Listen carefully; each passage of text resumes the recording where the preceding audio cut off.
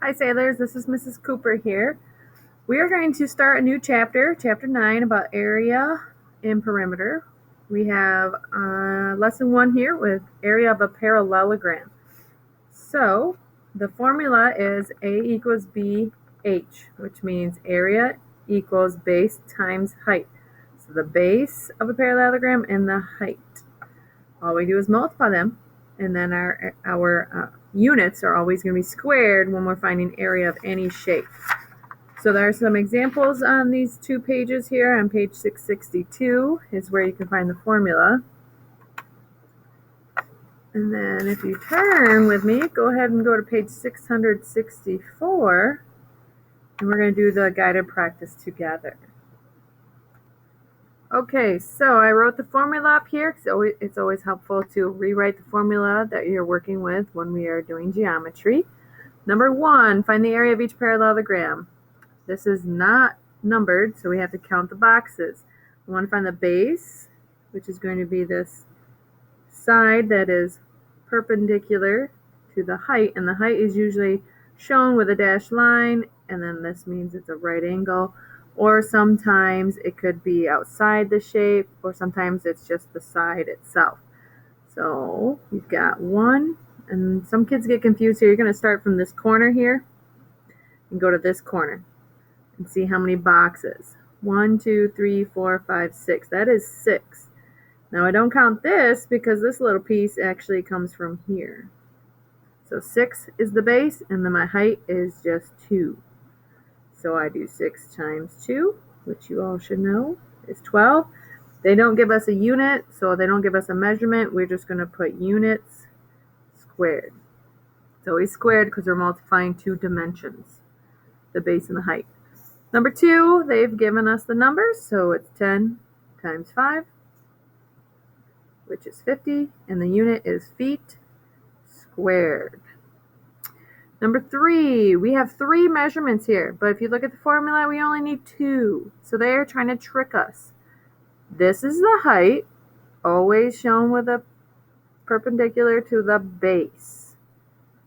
Okay, so that would mean this is the base. We don't need this for area. That's for finding the perimeter only. We don't need it for the base.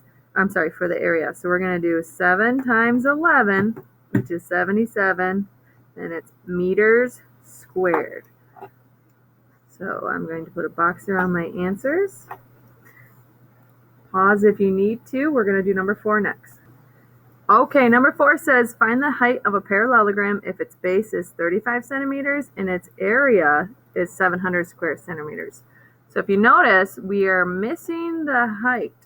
We know that according to this formula, we can do 35, which is the base, times h equals 700. So we are going to solve this equation for the variable.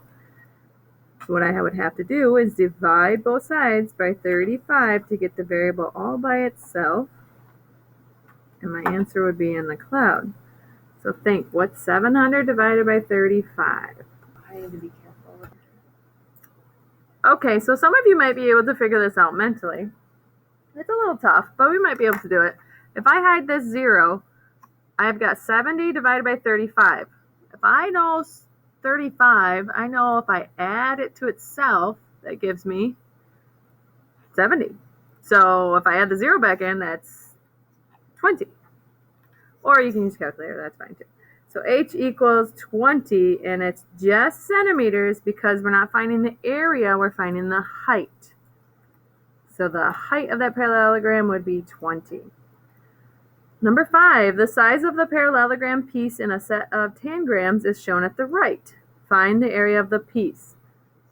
So look here, we have 3 numbers. Do we need 3 numbers for our formula? No, we just need base and height. So what I had mentioned before is the base is always perpendicular to the height. So this is the height and this is the base. We don't need this for area. So we are going to multiply them to find our area. 5 and 1/10 times 2 and 6/10. 6 times 1 is 6. 6 times 5 is 30. Placeholder, 2 times 1 is 2. 2 times 5 is 10. Now I'm going to add them. 6, 2, 3, and 1. Is my answer 1,326 centimeters squared? Not quite, because this is a decimal problem. How many decimal places are in the problem? 1, 2. Move it over 2 places. So my answer is, the area is 13 and 26/100 centimeters squared. Okay, so that is how we find area of a parallelogram. Next, you're going to work on page 665. Complete those problems. Check your answers on the math agenda. Have a good day.